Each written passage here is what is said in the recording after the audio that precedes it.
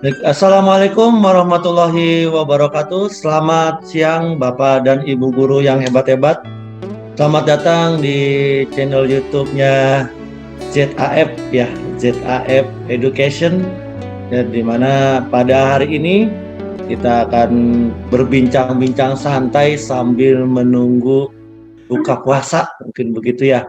Nah, kaitan selain dengan itu juga di sini di channel ini kita akan membahas ataupun ngobrol-ngobrol dengan para narasumber kaitan dengan kebijakan Merdeka Belajar, salah satunya yaitu dengan adanya program guru penggerak. Nah, pada hari ini juga mudah-mudahan Bapak dan Ibu guru yang sedang menyaksikan channel ini semuanya dalam sehat walafiat, semuanya dalam Amin. keadaan tetap bugar dan tetap haus dengan ilmu ataupun informasi baru sehingga pada saat kali ini menonton termotivasi, tergugah hatinya, tergerak, bergerak, menggerakkan dan daftar menjadi guru penggerak. Seperti yang kita ketahui bersama, guru penggerak ini sekarang sedang digalakkan oleh Mas Menteri sebagai salah satu cara transformasi pendidikan. Nah, baik pada siang hari ini, perkenalkan nama saya Hadi Herullah. Saya salah satu guru di SMPN 2 Karang Bahagia. Kebetulan pada hari ini saya selaku host dan memandu acara pada siang kali ini tentang Q&A guru penggerak angkatan kedua. Dan nanti saya juga ditemani oleh dua narasumber yang hebat-hebat. Ya, speechless banget sebenarnya saya pas ditawarin untuk menjadi host di siang hari ini, apalagi para narasumber ini sangat hebat-hebat Bapak dan Ibu. Mungkin nanti kita akan gali lebih dalam, gali lebih banyak informasi dari kedua narasumber kita kaitan dengan background ataupun kaitan dengan cerita-ceritanya di guru penggerak ini. Nah, kebetulan pada siang hari ini sudah hadir yaitu Ibu Christine Ningrum. Assalamualaikum Bu Christine. Waalaikumsalam warahmatullahi wabarakatuh. Apa kabar Pak Waalaikumsalam, Hadi? alhamdulillah. Bagaimana sehat Bu Christine? Alhamdulillah. Panggil Bu Kris saja Pak Hadi biar. Oh iya Bu Kris, nanti. Padahal nanti saya mau nanya ini panggilannya apa? Kepanjangan. Bagaimana Bu Christine Ningrum tanggapannya kepanjangan Bu ya? Nanti Bu Kris aja. Ya, biasanya dipanggil Bu Kris. Banyak Betul, betul Bu siswa Kris. saya atau teman-teman yang panggil saya Bu Kris. Itu Pak Hadi. Baik, iya. Terima kasih. Nanti boleh diinformasikan kalau Ibu itu mengajar di sekolah mana Bu?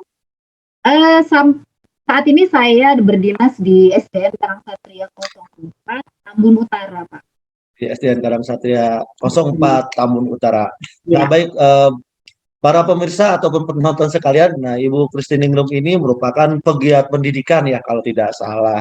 Ya kalau wajar kalau saya ngomong tidak salah karena kan kita di sini menggali informasi ya Bu Christine. Ya, ya, Dengan oke Bu Pak Christine Hadi. itu sangat aktif di sana ini, terus juga baru selesai pendampingan ya Hmm.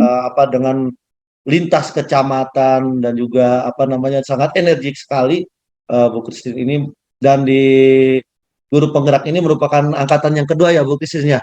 Ya, sebetulnya kalau seleksinya saya di angkatan pertama Pak. Hanya kebetulan eh, karena satu dan lain hal gitu. Beberapa teman termasuk saya itu diikutkan di pendidikan guru penggerak tahap kedua.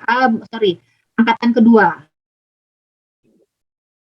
Mungkin karena plotting dari kementerian kali Bu ya. Kenapa? Kan plotting dari kementerian sehingga membuat Iya, Ibu itu angkatan kedua. iya, Ini betul, angkatan betul. pertama betul. Karena memang untuk pembagian ini sebagai informasi kementerian ini membagi ya sesuai dengan beberapa kabupaten yang sudah ditentukan dan sudah ada bagiannya masing-masing. Jadi Iya, betul. tidak setiap angkatan ada Kabupaten Bekasi begitu Bu ya. Betul, betul sekali Pak Hadi. Jadi kebetulan memang Kabupaten Bekasi angkatan 1 itu seleksi kita ada kuota gitu. Jadi angkatan 2 untuk Kabupaten Bekasi tidak ada seleksi, tapi memang teman-teman yang di angkatan 1 beberapa mengikuti pendidikannya di angkatan kedua. Angkatan ketiga keempat juga Kabupaten Bekasi tidak ada kuota waktu itu ya, tidak ada kuotanya. Baru ada lagi di angkatan kelima Pak Hadi. Gitu. Dan 6 tidak ada, sekarang angkatan 7 alhamdulillah Kabupaten Bekasi mendapatkan kuota lagi. Alhamdulillah. Baik. Dan sekarang alhamdulillah sudah hadir di tengah-tengah kita nih. Ya, apa ya? Direktur apa manajer dari Jab Education. Assalamualaikum Mbak Ya Pak Hanifah. Hadi ya. Waalaikumsalam. Mohon maaf, Ya, saya ada kegiatan dulu tadi baru sampai Bu, rumah. seperti saya bilang Apunten. para pemirsa sekalian, dua orang ini orang-orang hebat dan energik, sibuk semua. Kalau saya dari tadi nungguin nungguin beliau-beliau aja gitu. Cuma makanya saya bilang tadi waktu masih ada Bu Kris, saya speechless waktu ditawarin untuk siapa narasumbernya. Bu Hani mau Bu Krisin. Saya bilang, wow, katanya. Saya mau ngomong apa ntar? Baik, Bu Hanifah, panggilannya apa biar ada pendekan nih? Cukup Bu Hani aja kali ya. Mbak Hani, nah itu dia. Mbak Hani ya, bukan Hane. Nanti ntar Bukan ada yang Hane. salah paham. Ya. Kalau boleh tahu Bu Hani ini bertugas di mana, Bu? Oke, baik. Saya perkenalkan dulu ya. Saya menyapa dulu teman-teman mungkin ya. Teman-teman Boleh, boleh, Bu, boleh. dari Sabang sampai Merauke nih Pak Hadi. Oh gitu, alhamdulillah. Ya, betul-betul. Baik, perkenalkan Bapak dan Ibu hebat. Saya Hanifah, saya guru dari SD Negeri Sukaresmi 05, Kecamatan Cikarang Selatan, Kabupaten Bekasi. Mangga. Cukup itu saja ya perkenalannya ya Pak ya. Ya, cukup. Kalau saya sih cukup, mungkin nanti juga banyak yang minta ke Ibu secara pribadi mungkin ya. Gitu. Baik, Baiklah. ya, para penonton sekalian, guru-guru hebat ataupun para pemerhati pendidikan, pada siang hari ini kita ulas kembali, kita akan ngobrol-ngobrol kaitan dengan yang sekarang lagi viral nih kalau bahasa media sosial, yaitu tentang kebijakan Merdeka Belajar, salah satunya itu tentang guru penggerak. Nah, di sini mungkin untuk besok guru penggerak ini udah masuk ke angkatan ke-7. Kebetulan waktunya tinggal besok gitu. Nah, acara ini dipersiapkan atau acara ini diselenggarakan agar Bapak dan Ibu dapat tergerak, termotivasi dan mendapatkan informasi kaitan dengan guru penggerak angkatan ke-7, baik dari cara mendaftar, terus bagaimana latar belakangnya, terus bagaimana cara mengisi. Karena yang seperti kita ketahui, kadang banyak orang, terutama yang dekat, mungkin banyak temannya nih Bu Hanifah atau Bu Christine ya, yang nanya itu bukan tanggal berapa, cara daftarnya gimana, tapi biasanya nanyanya jawabannya apa Bu? Langsung aja kasih ke saya. Nah seperti itu. Nah jadi kita akan berbicara tentang kiat-kiat atau berbagi pengalaman kaitan dengan ini. Baik, kita coba beberapa pertanyaan, misalkan seperti ini Bu. Ini kayak juga saya kira-kira tokin Ibu yang di sini sebenarnya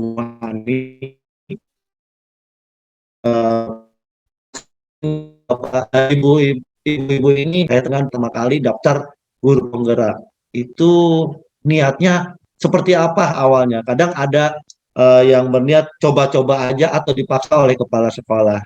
Nah, kira-kira mulai dari Bu Christine dulu ya, punten. Ibu Christine dulu, kira-kira niat awalnya jadi guru penggerak Bu Christine? Pak Adi ya, luar biasa ya. Jadi saya itu ikut guru penggerak itu niat awalnya tadinya hanya menunaikan janji.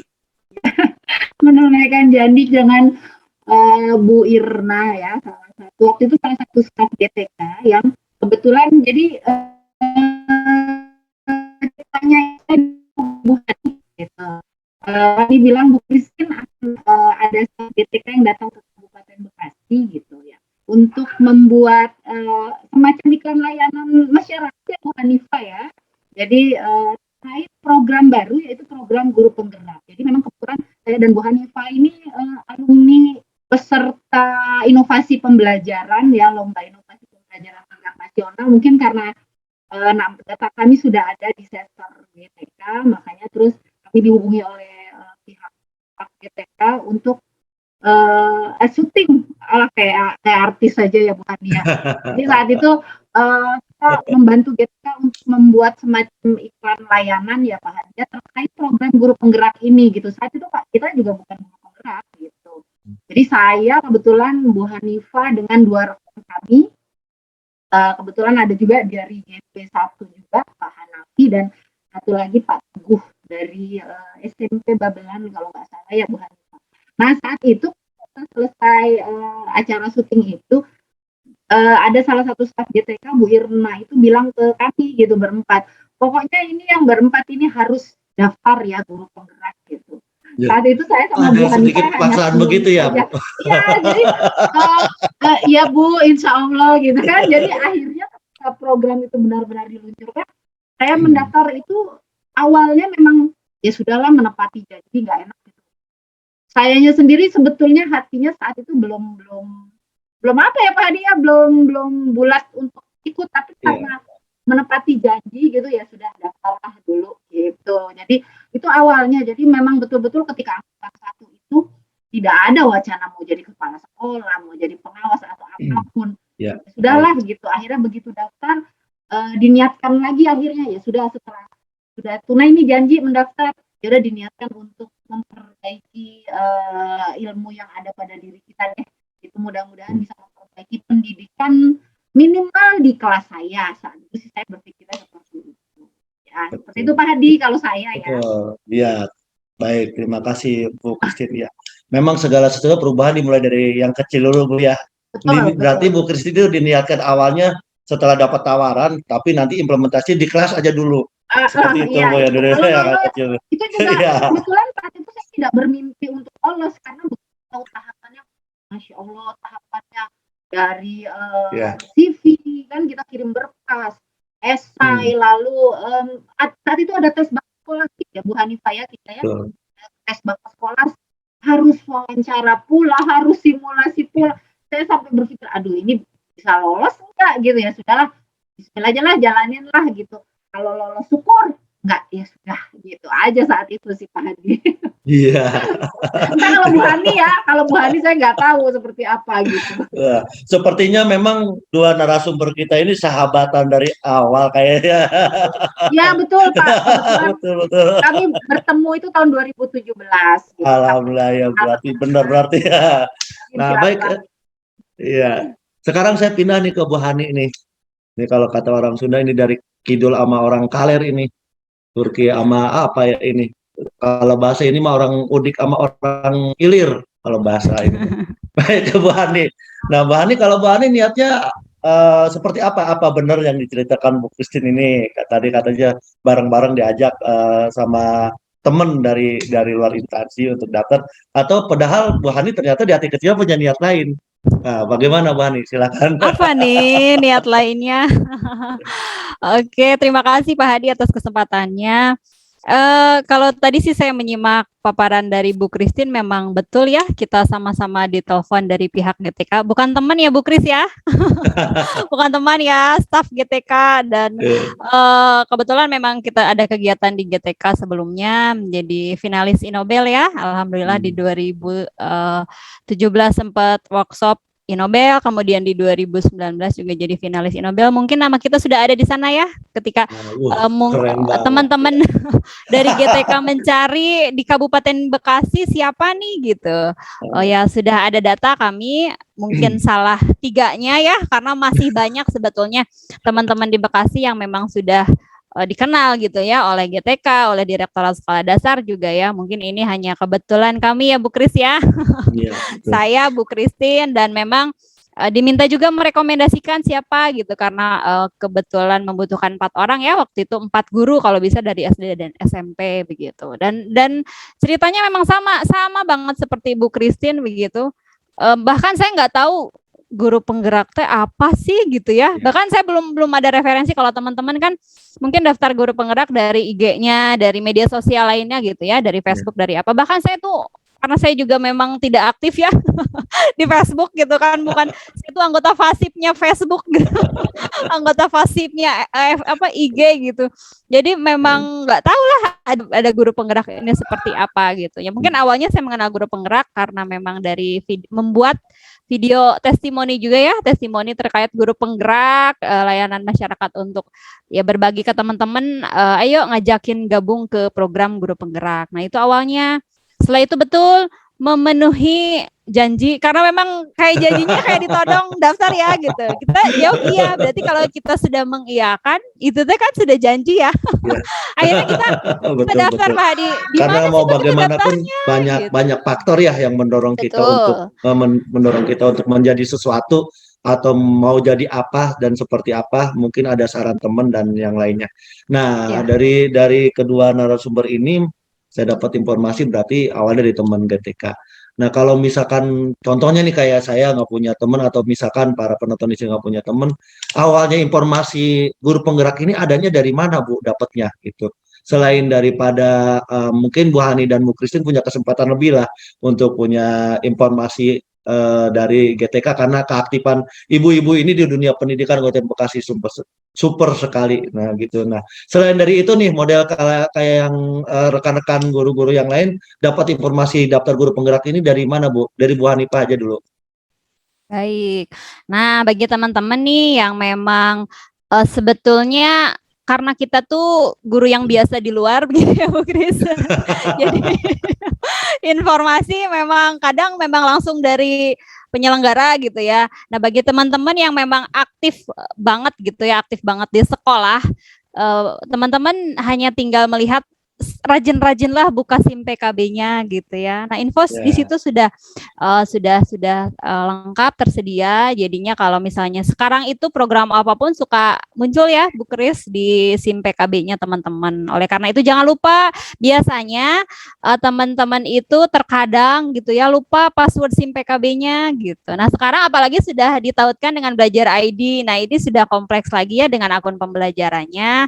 Jadi kalau menurut saya ya segeralah bagi yang melupakan tuh password SIM PKB segera dicari ke ketua komunitasnya ya. Terkadang juga memang teman-teman banyak yang nyari ini saya password masih ke siapa gitu ya. Nanti ya kunjungilah atau misalnya silaturahim kembali dengan ketua komunitas di gugusnya ya, ataupun bisa dengan OPS dinasnya gitu di Dinas Pendidikan. Berarti awalnya ataupun kita bisa mendaftar guru penggerak ini dari SIM PKB ya Ibu-ibu.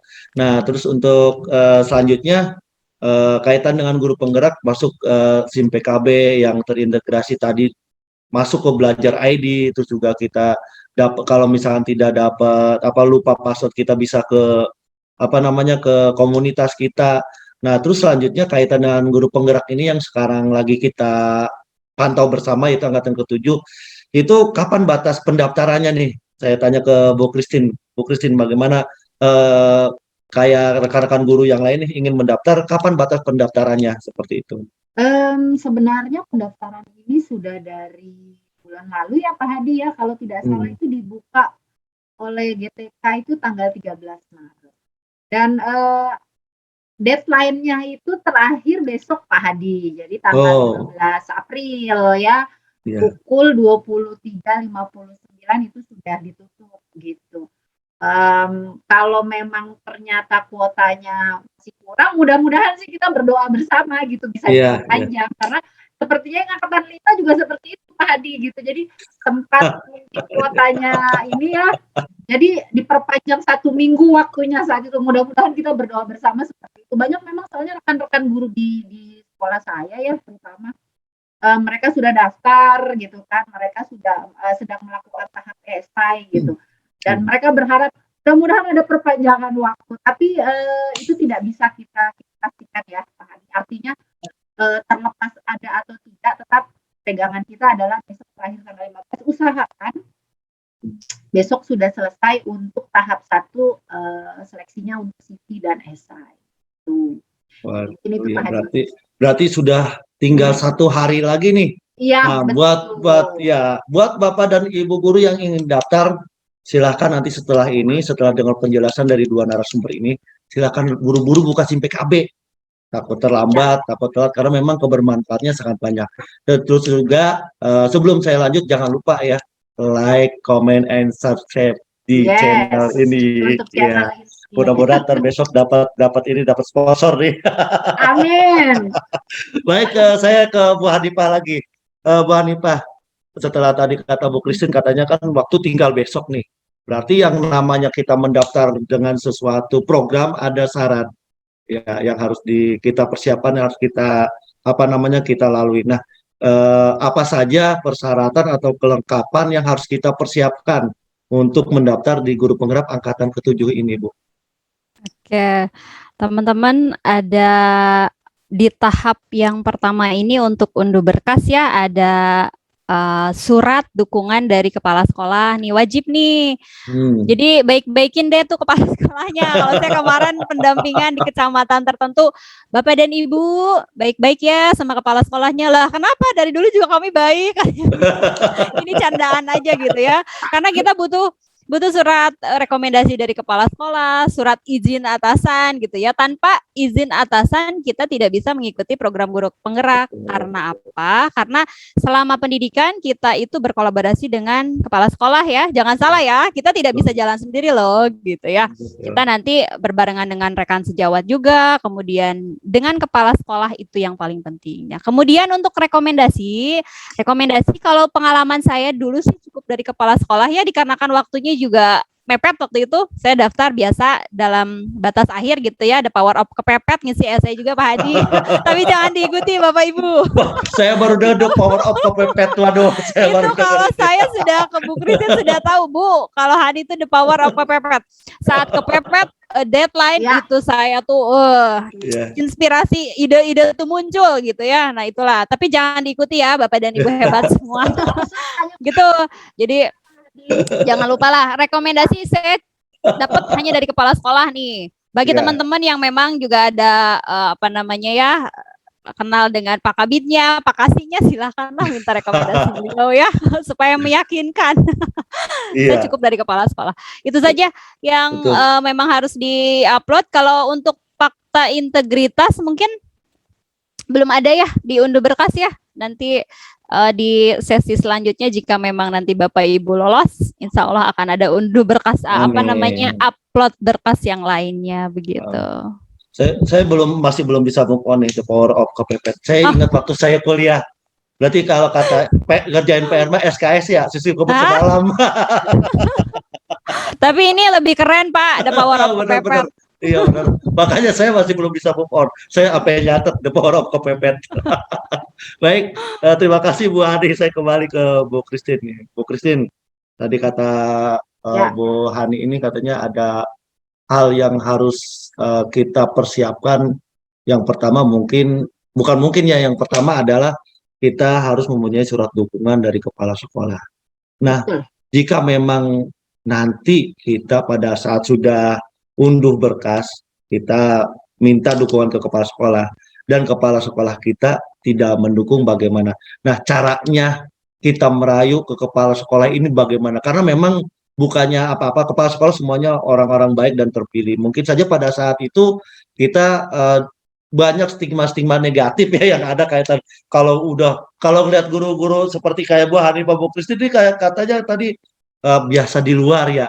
Kalau di pikiran saya tuh guru biasa di luar itu di depan pintu Bu, nggak masuk-masuk. Kalau ini kan biasa di luar itu karena ada kegiatan. Nah, ada nggak trik atau tips dari Bu Christine nih untuk bagaimana caranya kita meminta dukungan dari kepala sekolah gitu Bu? Aduh. Halo Pak Hadi, oke. Ini kayaknya terkendala sinyal tadi sempat. Baik.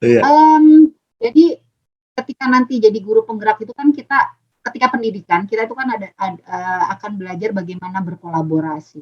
Artinya sepertinya kepala sekolah kita misalnya di awal tidak memberi dukungan, nah bagaimana kita melakukan pendekatan persuasif? Ya kita meyakinkan kepala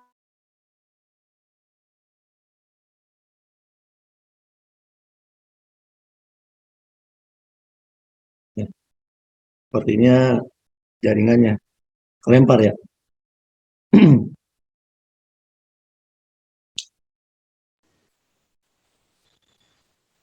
Bisa di mute ya Bu ya? Masih di mute Bu Christine, pencet sepertinya. Ya, oke, baik. Ini tadi sempat sinyalnya bermasalah dengan saya. Ya, jadi Pak Hadi, yang pertama kita meyakinkan pimpinan kita di sini kepala sekolah terkait program guru penggerak ini. Apa sih manfaatnya untuk sekolah khususnya gitu. Jadi kita meyakinkan tidak hanya bermanfaat untuk kita, lalu untuk sekolah tuh apa sih manfaatnya, kita sampaikan. Apa sih manfaatnya untuk peserta didik yang ada di sekolah kita. Nah, saya rasa mungkin kepala sekolah yang belum memberi dukungan bukan karena, betul tadi Pak Hadi bilang, bukan karena mereka tidak mau mendukung gurunya maju, tapi lebih kepada mungkin belum terlalu memahami Pak Hadi gitu. Apa sih guru penggerak? Apa sih? Terus kita juga yakinkan bahwa program pendidikan guru penggerak ini pelaksanaannya itu tidak banyak meninggalkan tugas kita sebagai guru gitu. Jadi selama ini kan memang mungkin kayak saya sama Bu Hanifah ketika mengikuti BIMTEK, workshop, diklat, bahkan perlombaan gitu kan, memang betul-betul meninggalkan murid ya. Nah mungkin banyak Bapak Ibu Kepala Sekolah yang masih berpikiran bahwa guru penggerak ini pendidikannya selama 6 bulan pasti meninggalkan kelas nih, siswanya terus bagaimana? Nah mungkin itu yang harus kita sampaikan. Kita harus bisa meyakinkan ke pimpinan kita bahwa program pendidikan ini tidak akan meninggalkan tanggung jawab kita sebagai guru di kelas gitu, tidak akan meninggalkan siswa kita. Nah mungkin ini yang menjadi kendala gitu. Tapi insya Allah ketika Bapak Ibu Kepala Sekolah tahu, mereka pasti mengizinkan, pasti memberi dukungan karena memang manfaatnya sangat besar sekali untuk sekolah dan siswa di sekolah. Seperti itu Pak Hadi. Iya, betul. Ya, karena memang ya kalau saya pernah baca memang guru penggerak ini bagian daripada transformasi transportasi lagi kayak angkot transformasi pendidikan ya, di Indonesia ini. Berarti kalau saya ambil kesimpulan nih, kita harus tahu dulu apa itu guru penggerak sebelum kita meminta dukungan kepala sekolah sehingga kita mampu menguatkan kepala sekolah, begitu Bu ya? Betul Pak Hadi, betul. Karena memang di awal itu saya ketika minta dukungan juga 9 bulan gitu, pendidikan 9 bulan, terus apakah 9 bulan akan meninggalkan siswa, terus 9 bulan ini siswanya sama siapa? Nah ketika saya yakinkan bahwa pendidikan ini tidak meninggalkan tugas mengajar, ya alhamdulillah kepala sekolah memberi dukungan Pak Hadi. Jadi seperti itu. Betul. Berarti tidak terbayang atau misalkan terbayang pun oleh kepala sekolah 9 bulan, berarti ini guru saya akan meninggalkan kelas selama 9 bulan ya. Berarti betul. Waktu zamannya Bu Christine ini 9 bulan ya Bu? 9 bulan Pak, 9 bulan. Jadi angkatan 1 sampai angkatan 4 itu pendidikan guru penggerak itu 9 bulan waktunya. Nah mulai angkatan 5. Bagaimana dengan Bu Hani? Apakah sama Bu Hani 9 bulan juga? Iya, saya 9 bulan Pak. Saya sudah Tapi matang. Sudah melahirkan belum Bu? Sudah matang dan sudah dilahirkan. Iya, sudah dilahirkan, alhamdulillah. Normal ya Bu Hani ya, 9 bulan ya. Baik, normal. Berarti rentetan ini pendidikan guru penggerak ini lumayan agak lama kayaknya. Sepertinya sampai 9 bulan. Nah, saya ingin nanya nih ke Bu Hani, kaitan dengan di angkatan 7, apakah sama waktunya 9 bulan atau ada aturan atau regulasi baru, Bu Hani? Nah, ini kabar gembira ya. Alhamdulillah dapat bonus nih di angkatan 7. Yang pada awalnya kita tuh 9 bulan pelatihan yang kayak gimana sih yang 9 bulan? Ada nggak sih pelatihan atau diklat yang selama itu gitu ya? Nah, alhamdulillah di angkatan 7 ini nanti Bapak dan Ibu bagi yang lolos menjadi CGP ya, karena meskipun Bapak Ibu sudah mendaftar belum jadi CGP ya Pak Hadi ya. Iya, betul. Jadi betul, terkait masih ada kebingungan gitu. Saya daftar, saya sudah jadi CGP. Nah, jadi masih jadi pendaftar umum mungkin ya, pendaftar umum dari guru. Nah, nanti kalau misalnya Bapak dan Ibu sudah lulus dinyatakan lulus, kemudian barulah Bapak Ibu menyandang predikat CGP. Nah, selama CGP ini Bapak Ibu di angkatan 7 akan mendapatkan pendidikan selama 6 bulan ya. 6 bulan. Alhamdulillah meskipun 6 bulan tapi kayaknya matang juga sih ya, nggak akan prematur. Enggak lah Pak Adi, nggak prematur ya Bu Kris, ini juga sudah luar biasa. Porsinya sudah ditentukan, sudah dikaji ya, hasil evaluasi dari pendidikan PGP yang sebelumnya begitu. Betul, karena memang yang pernah saya baca dan juga saya pernah nonton video nih kaitan dengan program guru penggerak ini, kenapa 9 bulan? Karena memang yang diharapkan pada saat nanti ujung-ujungnya mampu melahirkan sesuatu seperti seperti metode atau suatu kegiatan yang memang nantinya akan ujung-ujungnya akan membentuk anak itu profil pelajar Pancasila. Nah, kalau kata saya, kalau misalkan ini asumsikan sebagai ibu-ibu mengandung dan melahirkan, bagaimana kalau 6 bulan? Tidak ada kaitannya, Bu ya. Alhamdulillah tidak ada, Pak. Jadi prosesnya, tahapan belajarnya insya Allah sama ya. Bahkan jamnya di sertifikat itu lebih besar yang 6 bulan. Betul ya Bapak, Ibu? Sebagai CGP. Dulu angkatan pertama itu 9 bulan, tapi jamnya hanya 306 ya. Kemudian Bapak Ibu yang nanti di angkatan 5 dan 7 itu pendidikannya 6 bulan, tapi JP-nya 310 ya.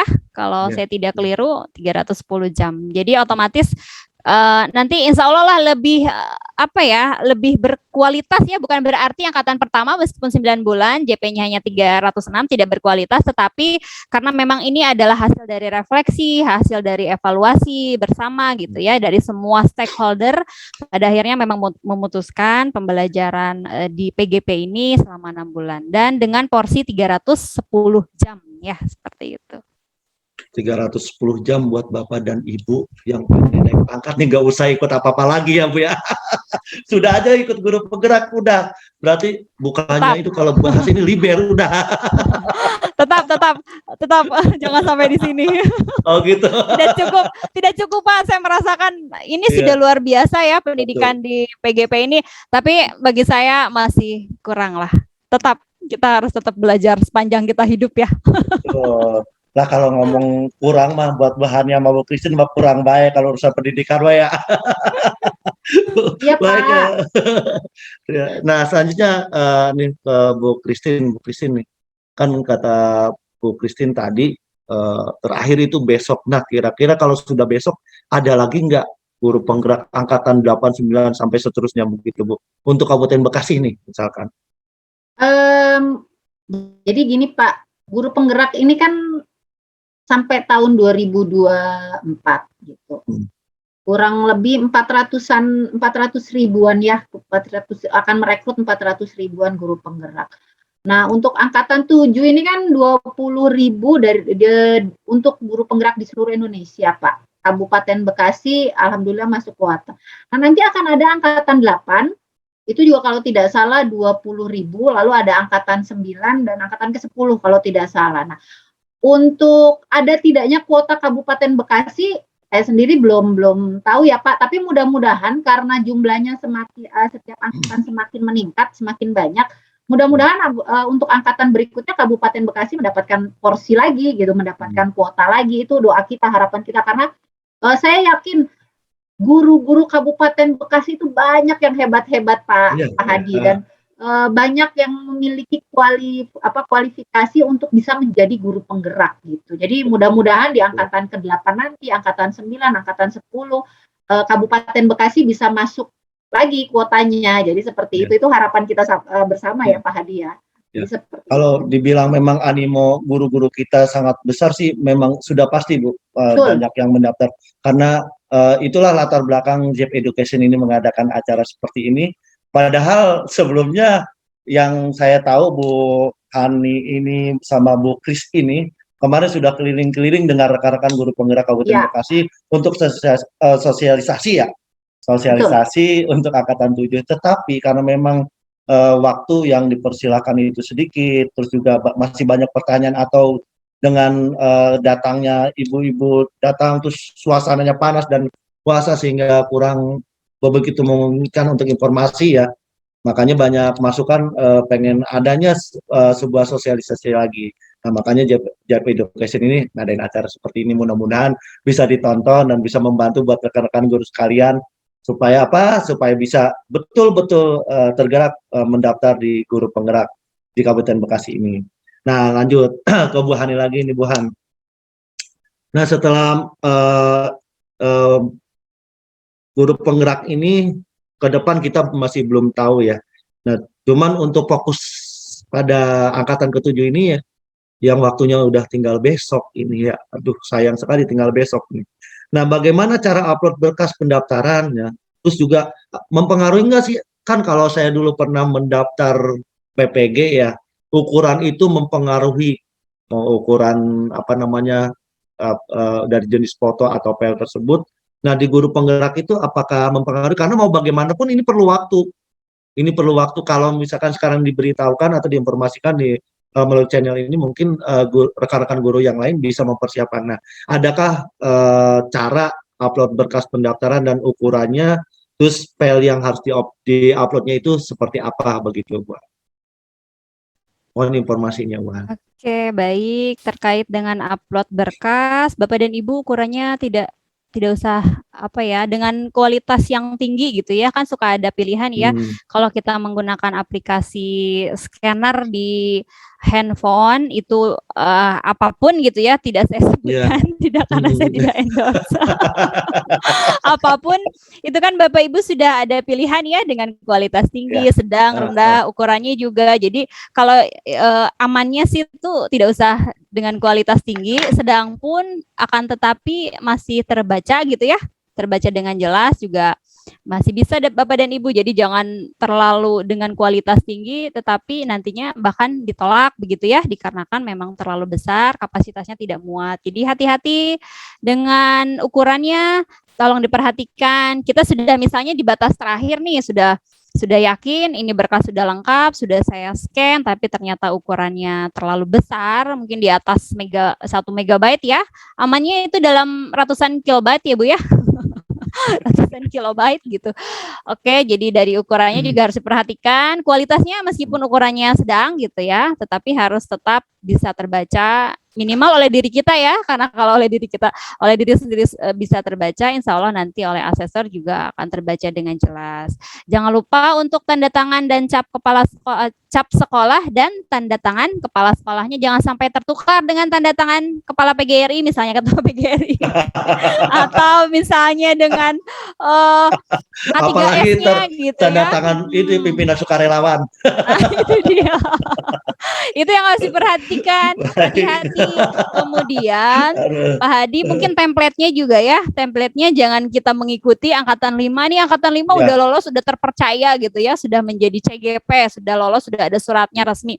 Saya ambil berkas Ibu aja deh gitu ya untuk saya masukkan. Nah, lebih amannya Bapak dan Ibu unduh berkas di apa namanya, di tempat yang memang sudah disediakan di akun SIM PKB itu ya, saat kita akan masuk ke dalam program guru penggerak. Jadi hati-hati upload dari situ saja, tidak perlu meminta dari teman yang terpercaya yang sudah lulus karena kemungkinan redaksinya berbeda, kemungkinan redaksinya berbeda Pak Hadi ya, redaksinya khawatirnya berbeda ya, jadinya harus sesuai dengan itu. Mungkin itu ya sedikit tipsnya, langsung unduh berkas di tempat yang sudah disediakan di angkatan 7 khususnya. Betul. Nah, kaitan dengan berkas tadi, sebelum saya melanjutkan, tadi kata Bu Hani, angkatan 5 ini sudah keluar ya Bu pengumumannya Bu? Alhamdulillah sudah lahir ya CGP. Sudah lahir. Nah, alhamdulillah ini. Informasi juga berarti dari kedua narasumber ini juga besok masih lanjut di guru penggerak sebagai pendamping praktik ya Ibu-ibu. Waduh, selamat banget. Selamat, keren banget. Nah, mengajar ini praktik. Selamat juga praktik buat Pak Hadi. Iya. Pak Hadi juga mengajar praktik kan? Luar biasa. Jadi hostnya juga ini luar biasa nih. Nah, jadi Bapak dan Ibu penonton sekalian, karena memang setelah jadi guru penggerak, kalau misalkan ingin aktif lagi, memang ada jenjang selanjutnya. Cuman bukan jenjang karir ya. Jangan sampai diasumsikan nanti jenjang karir, informasinya seperti itu. Nanti ada pengajar praktik, ada nanti fasilitator, ada instruktur. Nah, kembali lagi deh ke berkas, karena memang kita tagline-nya ini tentang pendaftaran nih. Karena mau besok ini, kalau kata ini mah buru-buru banget nih, pengen tahu. Nah, saya ingin tanya ke Bu Christine. Bu, berkas apa saja? Kan tadi kan udah dikasih tahu ukurannya yang penting. Nah, sedangkan kita berkas apa saja selain surat dukungan kepala sekolah, Bu, yang harus di-upload? Oke, baik.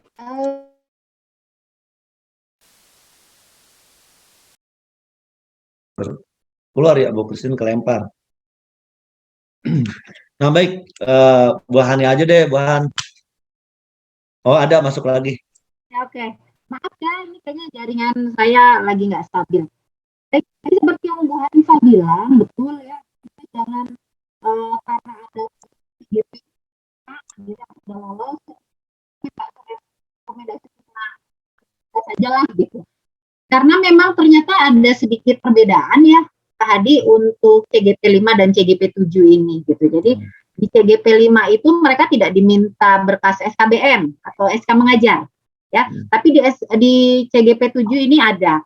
Lalu sempat teman ada yang di CGP 5 itu belum berhasil lolos, mencoba di CGP 7, beliau membandingkan. Ternyata dari segi redaksinya, ternyata memang ada perbedaan. Ya, dari surat dukungan kepala sekolah, terus surat rekomendasinya.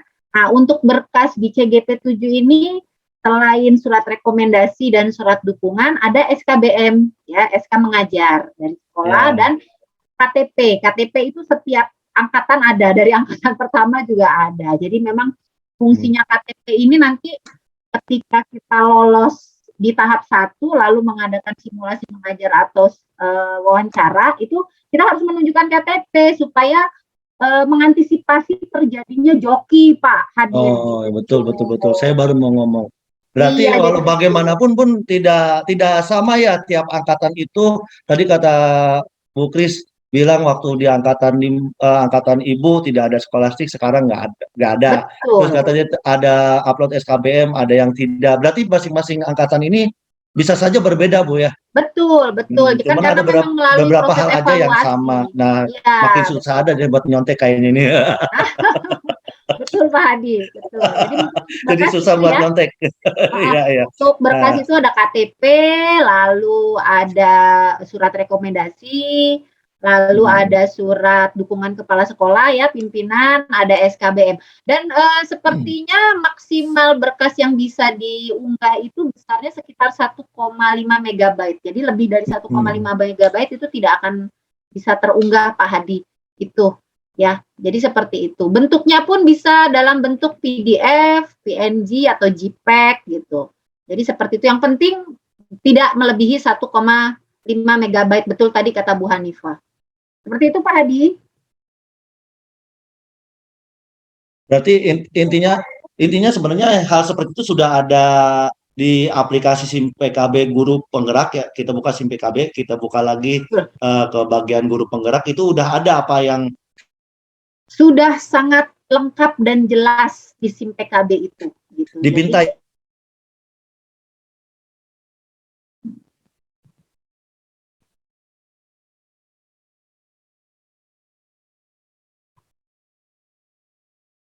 Baik, saya kembali lagi iklan sebentar tadi.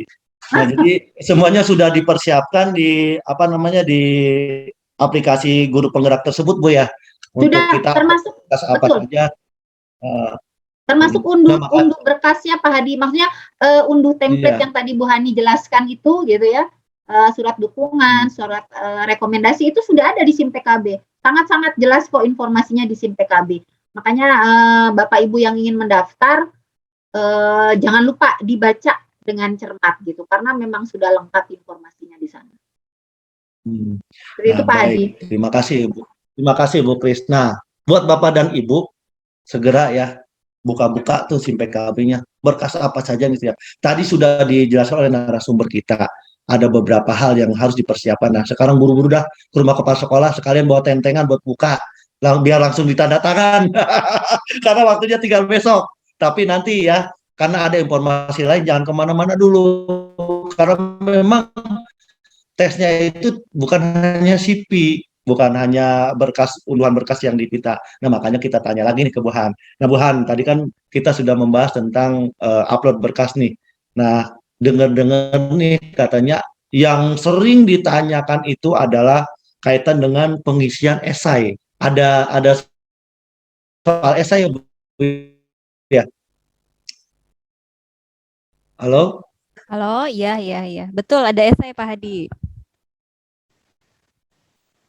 Halo, Bu Han? Ya, halo. Baik. Tadi kayaknya Pak Hadi agak nge-freeze ya. Oke, tadi Pak Hadi mungkin bertanya terkait dengan esai. Betul ya, Bu Kris? Iya, betul Bu Hani, ini sepertinya Pak Hadi juga terkendala jaringan mungkin. Ya, terkait esai tadi Bu Hani. Baik. Nah, Bapak Ibu guru hebat, di seleksi PGP ini kita wajib ya, ini adalah suatu kewajiban kita mengisi esai sebagai tahapan dari proses seleksi. Nah, Bapak dan Ibu nanti Mohon izin Pak Hadi, saya lanjut ya. Lanjut Ya, aja, baik, Bu, baik, lanjut, baik. Bu. Tadi saya iklan dulu. Ya, terkait dengan esai itu sebetulnya semua terkait dengan diri sendiri ya, dengan diri sendiri, bagaimana aktivitas kita belajar bersama murid gitu ya. Sejatinya kita ngajar ke murid itu adalah proses pembelajaran untuk diri kita sendiri. Bagaimana kita berinteraksi dengan rekan sejawat, bagaimana kita berinteraksi dan berkolaborasi dengan pimpinan kita, kepala sekolah, mungkin pengawas ya, dari ada K3S dan Korwas, Korwil kalau misalnya sudah di lingkungan sekolah dasar. Nah itu. Jadi apapun terkait esai itu terkait dengan ceritakan tentang diri kita, tantangan apa yang terjadi, kemudian perubahan-perubahan apa yang sudah kita kita sampaikan ke teman-teman, kemudian apa yang berhasil, apa yang gagal gitu ya. Bahkan yang gagal pun ya kita sampaikan karena itu adalah merupakan suatu upaya dari kita untuk bisa mengembangkan diri sendiri, mengembangkan potensi orang lain juga begitu. Nah, di esai ini terkadang yang bikin kaget nih Pak Hadi, katanya ada batasan karakter ya. Jadi ketika teman-teman akan mengisi esai itu sudah banyak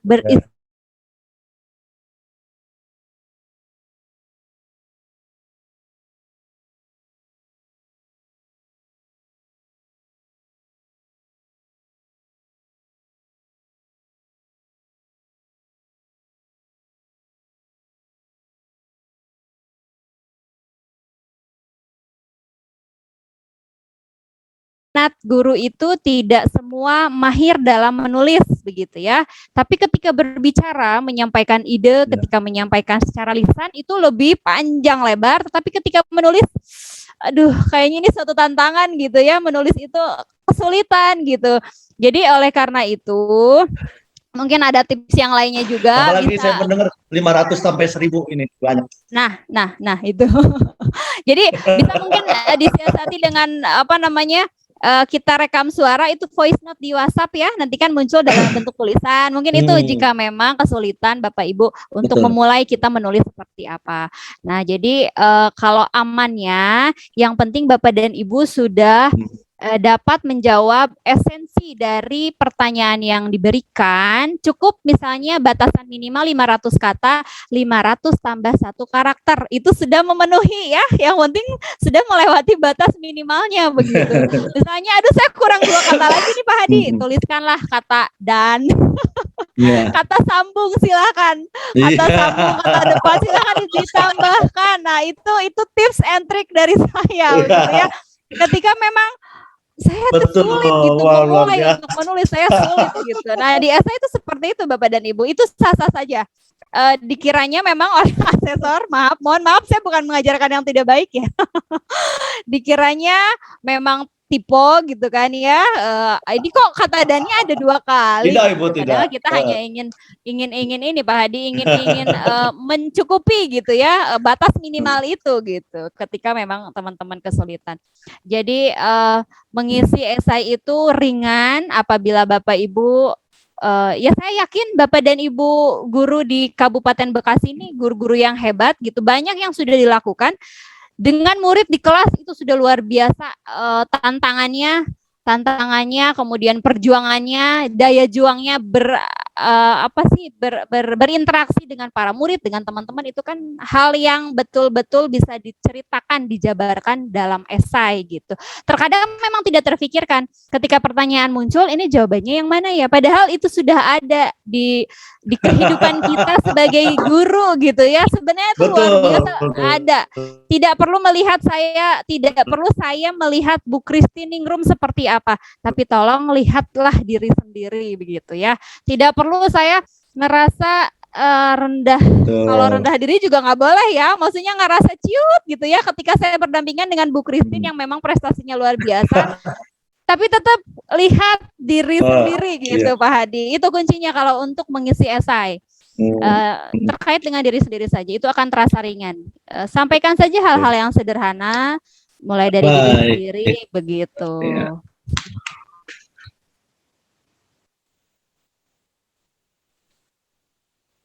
Mangga. Ya, betul. Baik, berarti intinya mah kalau ngisi soal esai di guru penggerak itu bukan berarti kita ngisi seperti kayak soal-soal ujian, Bu ya. Misalkan Betul. sebutkan nama-nama negara ASEAN, kita harus hafal dan harus Ah, betul. Tetapi ini betul. lebih ke kita tentang pengalaman.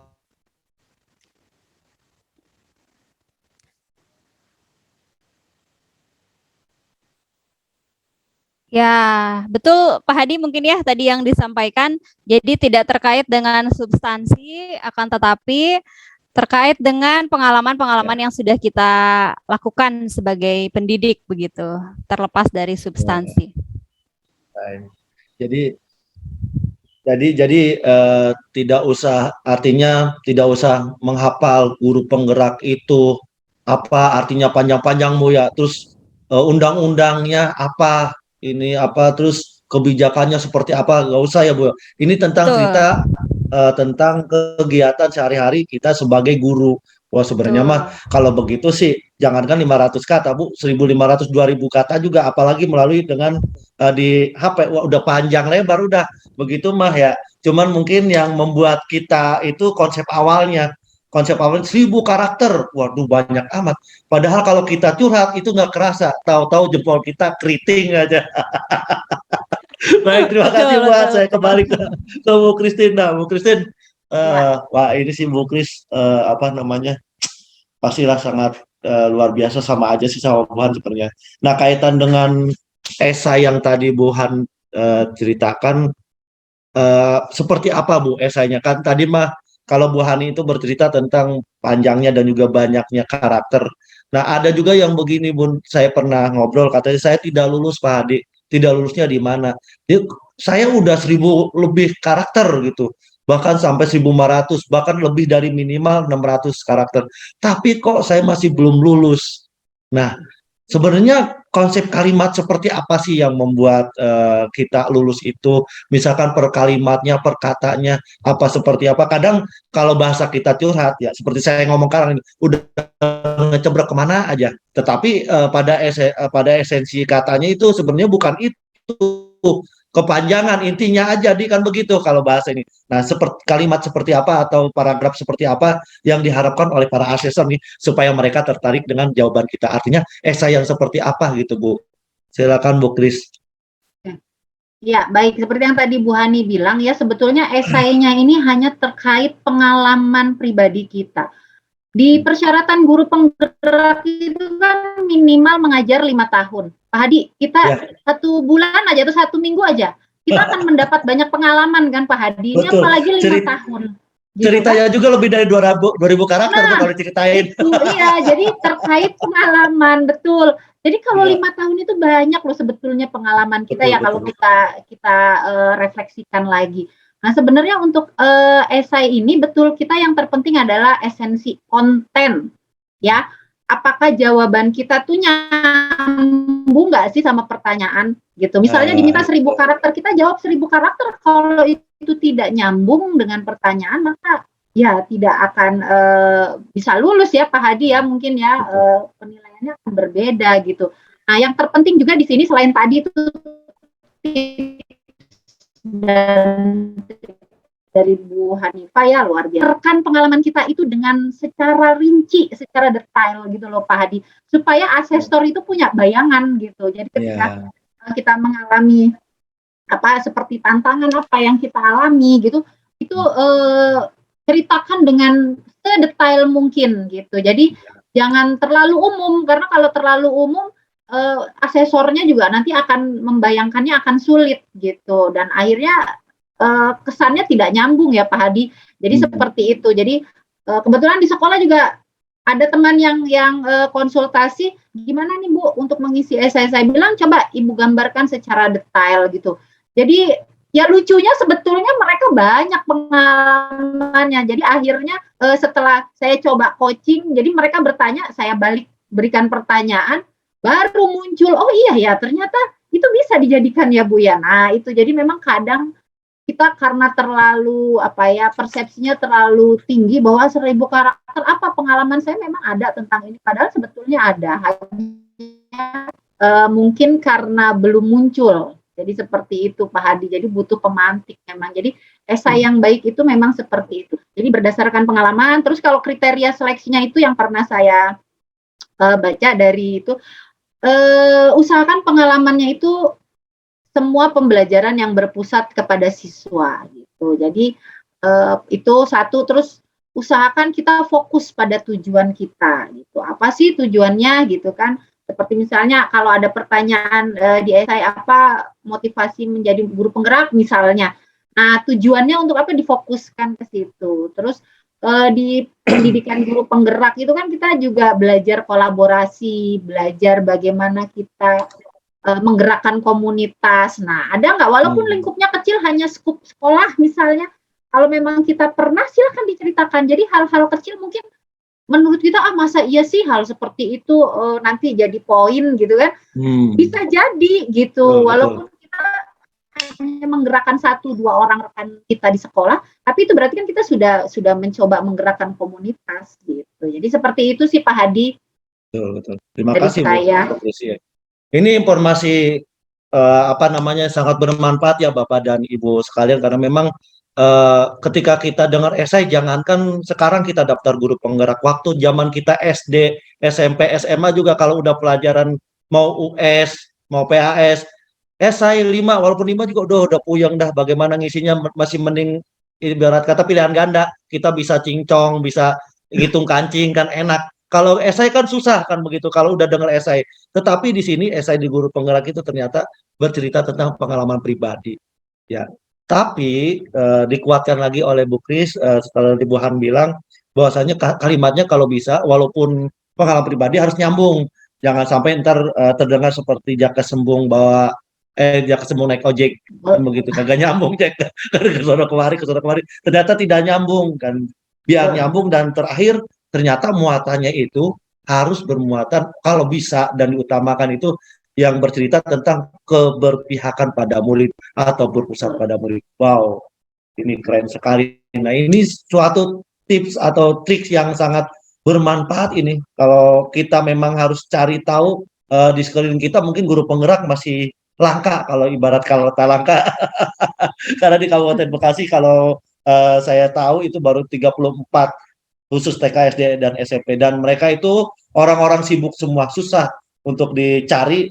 Untuk itu mungkin juga soal respon karena kegiatan beliau-beliau, apalagi narasumber kita ini yang hebat-hebat ini. Susah kalau untuk kita bertemu langsung, bukan susah orangnya, tapi karena kegiatannya yang sangat padat. Nah, itu selanjutnya ada lagi saya mendengar begini saya ke Bu Han ya. Bu Han, setelah kita dinyatakan lulus nih wawancara tadi kata ada ada stepnya, langkahnya setelah kita selesai CV, lulus, terus lanjut ke wawancara. Setelah wawancara kita lulus. Nah, selanjutnya kita dites mengajar ya Bu Han kalau tidak salah. Halo Bu Han.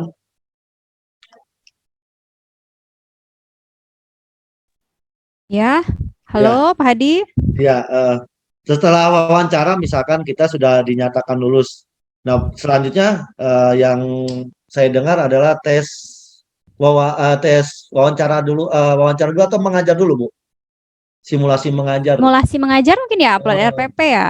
Ya, simulasi berarti RPP, Bu. Nah, sekalian untuk itu boleh diinformasikan, Bu, untuk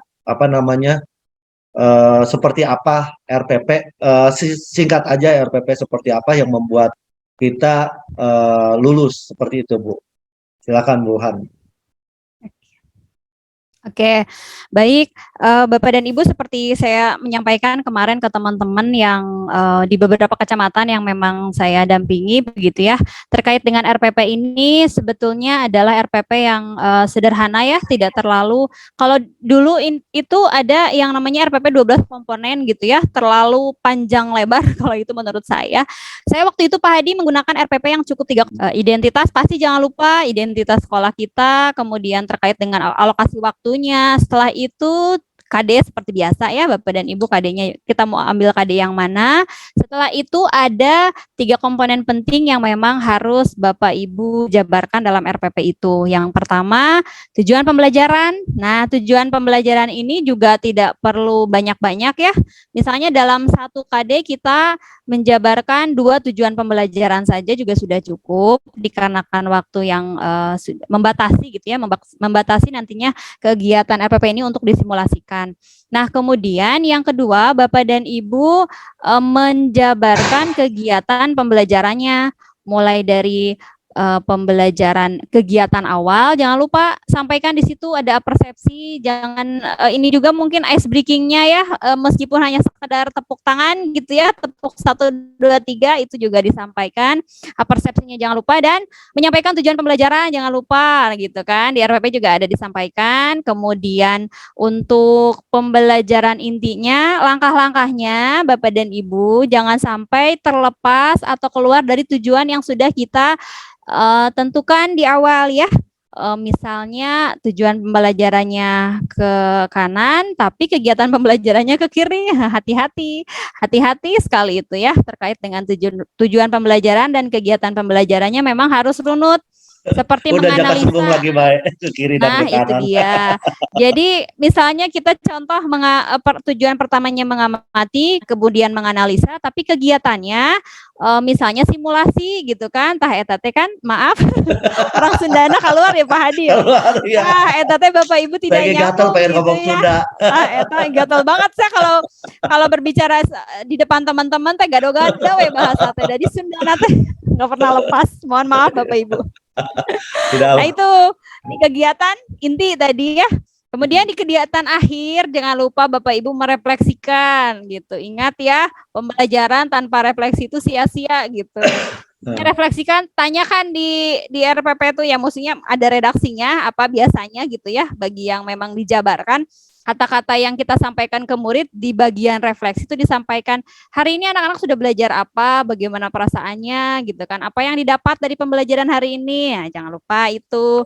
Kemudian yang di akhir adalah adanya penilaian. Jadi cukup kalau bagi saya 3 komponen itu, tujuan pembelajaran, kegiatan pembelajaran, dan penilaian. Penilaian diharapkan 3 komponen itu, 3 ranah dideskripsikan ya, mulai dari sikap, penilaian, pengetahuan, dan keterampilannya jangan lupa. Ini baru RPP ya Pak, belum ke simulasi, atau langsung saya lanjut simulasi nih? Sebentar Bu, sebentar ya. Belum ya, udah nggak tahan nih. Ngaso dulu Baik, Ibu. ngaso dulu. Semangat banget ini dua narasumber kita tuh. Salut sekali. Saya mau nanya mangap lagi karena memang ini terbiasa dengan bagaimana caranya kita menyampaikan informasi yang bermanfaat kepada banyak orang. Ini sungguh luar biasa karena memang hal-hal seperti ini itu perlu kita cermati karena kaitan dengan RPP. RPP ini sangat krusial. Kalau saya nggak salah waktu saya zamannya kuliah nih, RPP itu ibarat kata seorang petani datang ke sawah. Kalau petani datang ke sawah ya bawa cangkul. Nah kalau guru datang ke sekolah itu bawa pulpen. Nah, terus guru datang ke kelas, ya harus ada RPP. Begitu kata dosen saya zaman dulu. Nah, berarti sudah dijelaskan Bapak dan Ibu semua yang kebetulan menonton pada hari ini. Nah, tadi kiat-kiat bagaimana RPP itu bisa diterapkan di-upload di dalam guru penggerak ini, ternyata memang tidak harus semuanya komponen ada dan bukan berarti mengurangi kelengkapan, tetapi simple make perfect, begitu kali ya Bu. Simple tapi sempurna. Nah, bagaimana ini bisa terjadi tadi sudah dijelaskan oleh Bu Hani. Nah, selanjutnya saya ingin ke Bu Christine. Berarti Bu Kris, RPP yang tadi dijelaskan oleh Bu Hani adalah RPP yang akan kita simulasikan dalam mengajar ya Bu Kris. Nah ya, selanjutnya betul. Bagaimana kiat-kiat kita dalam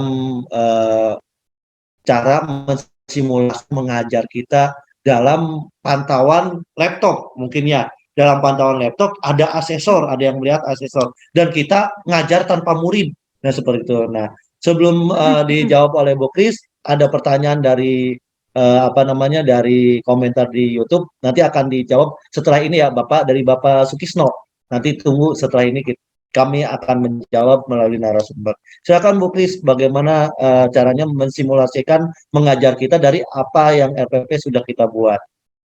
Ya, oke, makasih Pak Hadi. Jadi memang betul ya, kita nggak perlu bikin RPP yang sulit ya.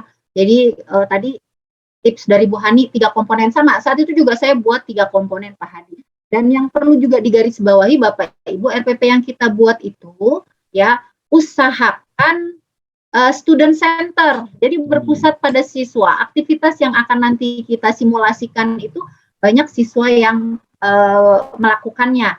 Jadi bukan teacher center. Selama ini kan kita melakukan pembelajaran tuh teacher center. Itu yang kedua, usahakan menggunakan media Pak Hadi gitu ya. Jadi ada medianya. Jadi supaya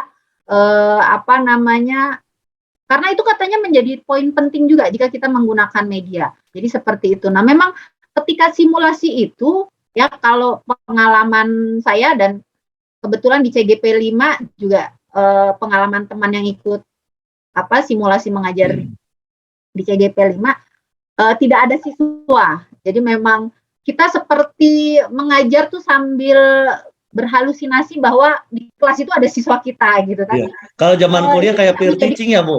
Kalau zaman kuliah betul. Kita. Iya, kalau mau lulus itu di tes itu. Betul. Jadi kita mungkin membuat RPP 10 menit. Jadi nanti ketika simulasi ada bagian-bagian yang ketika kita meminta siswa beraktivitas itu bisa kita skip gitu loh Pak Hadi. Contoh misalnya kita mau ambil metode diskusi gitu kan. Ketika kita ingin membentuk kelompok, ayo anak-anak bentuk kelompok ya gitu. Berhitung mulai gitu. Jadi kita agak diam sejenak seolah-olah siswa kita sedang melakukan. Lalu ya, jadi yang saya lakukan seperti itu Pak Hadi gitu. Ketika di kegiatan pembukaan pun berdoa, ayo silakan berdoa, Hadi maju ke depan berdoa gitu. Padahal nggak ada siswanya, tapi olah-olah itu dilakukan. Nah, itu mungkin bisa kita diam sejenak gitu, nggak perlu lama-lama sampai 10 menit terus selesai gitu kan, nggak habis waktunya ya. Jadi memang itu pintar dan kreatif sekreatif kita lah untuk bisa memanage waktunya. Mungkin itu Pak Hadi. Iya, terima kasih Bu Kris. Nah, itulah Bapak Ibu gambarannya bagaimana cara simulasi mengajar kita. Jadi dari RPP yang sudah kita buat, kita laksanakan sesuai dengan RPP yang sudah kita upload karena asesor memang melihat dari itu ya Bu Kris ya. Nah, ya, jadi disinkron Pak Hadi. Betul. Biasanya sama asesor. Dan lagi-lagi Bu Kris menambahkan, usahakan pada saat simulasi seolah-olah kita berpusat pada murid. Nah, tadi Bu Hani juga cerita seperti itu. Berarti tagline-nya itu semuanya cerita dari esai, cerita RPP, cerita simulasi mengajar, itu berpusat pada murid. Saya ketika memang kita nanti pada saat simulasi mengajar Bapak dan Ibu, tips dari saya nih, ini boleh dipakai boleh enggak ya. Kalau kita berbicara di depan orang, kalau tidak mau grogi, usahakan kita melihat hal yang paling menyenangkan buat kita. Insya Allah kita nyaman. Asal jangan di depan kita itu misalkan kita melihat orang ini hal orang yang menyenangkan buat kita, insya Allah kita ya enjoy aja ngomong. Kayak sekarang kayak memang saya senang ngobrol dengan ibu-ibu hebat, saya jadi nyaman. Padahal kalau kita bertemu langsung nih atau misalkan kita ngobrol secara serius, saya juga kalau kata ini mah gemeteran. Udah malah lagi puasa, tambah grogi kan begitu. Baik, kita kembali lagi ke konteks pembicaraan kita kaitan dengan guru penggerak angkatan 7. Bagi Bapak dan Ibu yang baru bergabung, nanti bisa diputar ulang kok di channel Jeep Education ini. Ya mudah-mudahan nanti saya diangkat ya sama manajernya kali ya nanti saya. Baik, kembali lagi ke Bu Han. Bu Han tadi setelah tadi Bu Han sebenarnya ingin banget menceritakan nih kayaknya simulasi mengajar ya. Udah menggebu-gebu karena RPP jadi dia, simulasi mengajarnya Bu Kris. Tapi kan karena memang semuanya itu sama. Nah, bisa diceritakan simulasi mengajar pada saat Ibu Hani ditambahkan dengan kita ini aja ya, kita gabungkan tambahkan dengan kegiatan sosialnya itu wawancara. Karena memang ada nggak biasanya setelah kita simulasi mengajar langsung wawancara atau terpisah, Bu? Itu. Mangga Bu Hani. Baik. Mungkin sebelum ke simulasi mengajar ada sedikit tambahan ya. Ini terhubung atau terkoneksi dengan tadi student centernya dari Bu Christine. Jadi Bapak dan Ibu dalam kegiatan pembelajaran di RPP sebaiknya redaksinya itu bukan guru menjelaskan, guru menganalisa, tetapi usahakan atau sebaiknya subjeknya itu adalah murid. Jadi murid menganalisa, murid mengamati, murid apa gitu ya kegiatannya, dan juga menggunakan kata kerja operasional, jangan lupa yang memang bisa diukur ya, tidak istilahnya tidak menggunakan kata kerja yang tidak operasional ya, itu dihindari, itu kunci dari redaksi untuk kegiatan pembelajaran. Mungkin Bapak dan Ibu sudah luar biasa ya, saya hanya mengingatkan kembali begitu ya terkait dengan redaksi yang ada dalam kegiatan pembelajaran. Berarti Bu Han, intinya gini ya Bu Han, maaf nih, mangap nggak jadi. Intinya kan biar semangat Bapak dan Ibu nih. Betul. Intinya semuanya apa yang ditanyakan di guru penggerak ini adalah kegiatan sehari-hari kita sebagai guru. Nah itu berarti sebenarnya ini bisa dikatakan mudah karena memang banyak yang bilang aja ini susah padahal mudah. Nah inilah untungnya kita berbicara dengan narasumber berpengalaman dan juga bagaimana caranya kita mencari informasi seperti ini. Nah, mangga dilanjut Bu Han. Terima kasih Pak Hadi. Usap kalau nyela. Memang ya sudah tidak dilanjut. Ya, jadi memang tidak terlepas dari tusi kita ya, tugas fungsi kita sebagai guru. Nah, itu kuncinya itu. Jadinya casingnya aja gitu ya, kayak kita ngelihat kemasannya kok ini kayaknya rumit, susah, tapi kalau sudah kita ngelihat membuka kemasan itu sangat luar biasa. Semuanya terkait dengan tusi kita sebagai seorang pendidik begitu. Nah, terkait dengan simulasi mengajar, pengalaman yang saya alami nih ya waktu seleksi di PGP Angkatan 1. Yang pertama tentunya kita menyiapkan ini ya, tempat yang memang jaringannya bagus gitu ya, sinyalnya juga kuat gitu. Jangan sampai nanti kita saat menyapa asesor sudah terkendala dengan jaringan. Nah, itu yang pertama untuk tahap kegiatan atau persiapan teknis terkait dengan simulasi mengajar. Nah, nanti Bapak dan Ibu ketika simulasi mengajar, Bapak dan Ibu akan bertemu dengan 2 asesor ya. Biasanya kalau saya dulu 2 nih ya, 2. Dan jangan lupa Bapak Ibu berikan senyum yang terbaik sebelum mulai. Itu dalam tahap apa ya? Memberikan magnet untuk asesor supaya mereka tuh simpatik dengan kita. Senyum dulu, sapa dulu gitu ya. Kalau dengan rekan saya yang benar-benar menjaga senyumnya gitu saat ketika memang bertemu dengan asesor, jangan lupa senyum dulu. Itu juga salah satu kiat untuk menghilangkan grogi kita ya di depan asesor. Relax. Selain ibadah ya, Bang. Nah, itu dia. Sapa dulu asesornya ya, Ibu. Nah, setelah itu dan Ibu ini memang ikut guru penggerak ibadah. Penting lainnya yang kita setelah itu Bapak dan Ibu mengajarlah seperti biasa ya, mulai dari kegiatan awalnya seperti apa sesuai dengan RPP runut gitu kan, itu sudah kita analisa apakah kekurangan dan kelebihannya. Kita juga harus tahu dari RPP yang kita buat, dari pembelajaran yang sudah kita laksanakan, kita harus tahu nih kekurangan kelebihannya itu apa.